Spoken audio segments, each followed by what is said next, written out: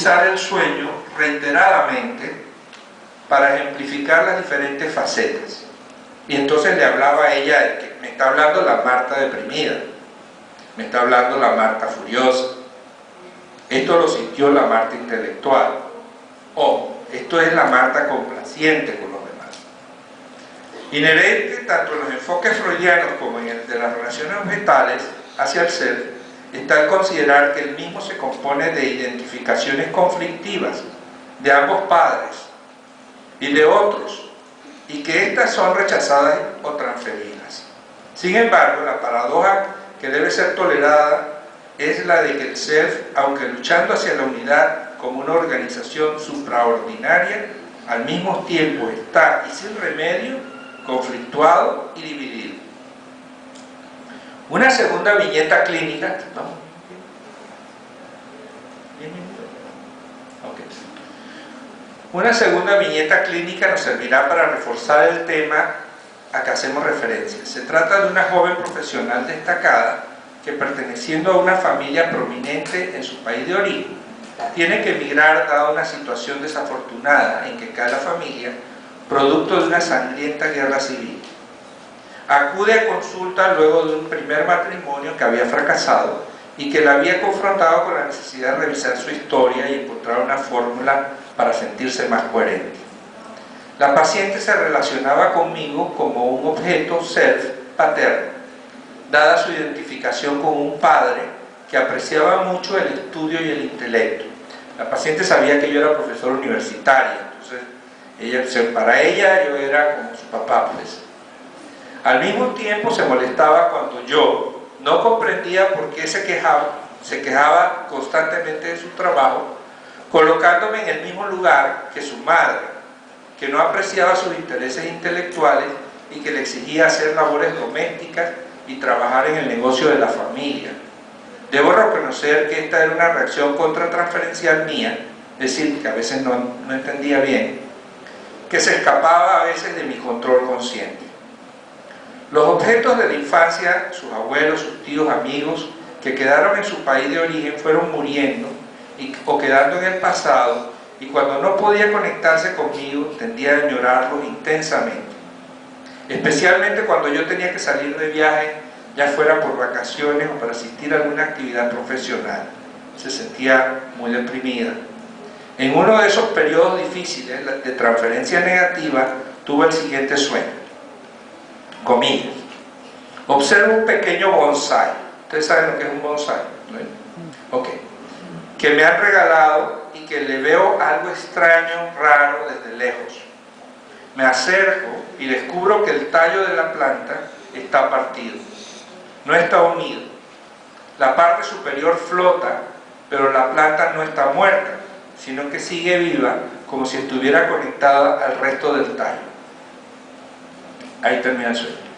Durante esos momentos, caracterizados por sentimientos negativos hacia mí, hacia los demás y hacia sí misma, intentaba afanosamente ponerse en contacto con un ser que crecía a pesar de estar desconectado de sus raíces.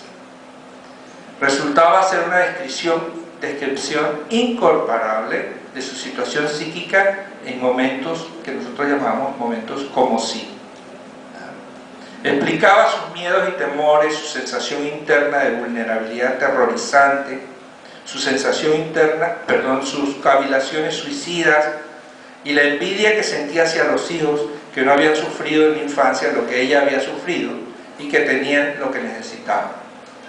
Mucho tiempo pasó para mejorar esa herida narcisista y conectar una parte del ser, las raíces, con la otra parte, lo que sería el tallo y las hojas. Conciliar su crecimiento como mujer profesional con aquella parte más primitiva, pero al mismo tiempo esencial, constituida por sus raíces.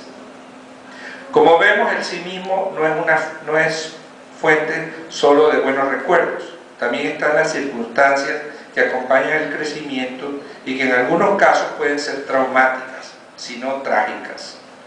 Tal como dice Sócrates en una cita de Tácito, si los corazones de los tiranos pudieran verse con los ojos, se verían también los golpes y las heridas. Como señalé anteriormente, las buenas obras literarias también son producto de un self que se manifiesta. 5 minutos. Que se manifiesta. Voy a apurarme un poquito. En el caso de ese es el caso de los 12 cuentos peregrinos de Gabriel García Márquez. En la introducción del libro, García Márquez relata un sueño que resultó ser muy importante para que lograra escribir los cuentos. Dice, abro comillas, soñé que asistía a mi propio entierro, a pie, caminando entre un grupo de amigos vestidos de luto solemne, pero con un ánimo de fiesta.